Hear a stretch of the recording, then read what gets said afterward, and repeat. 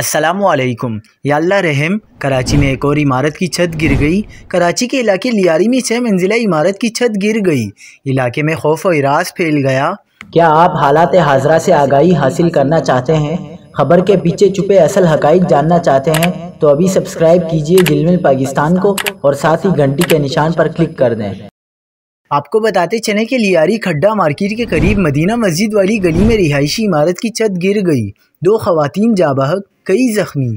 अफसोसनाक वाक़या लियारी में खड्डा मार्केट के करीब पेश आया। हाजी इब्राहिम मंजिल नामी 6 मंजिला इमारत की छठी मंजिल की छत का एक हिस्सा 5वीं मंजिल पर आ गिरा, जिसके नतीजे में 5वीं मंजिल का फ्लोर भी चौथी मंजिल पर जा गिरा। हादसे के नतीजे में 2 खवातीन जाँ बहक और 4 जख्मी हो गईं।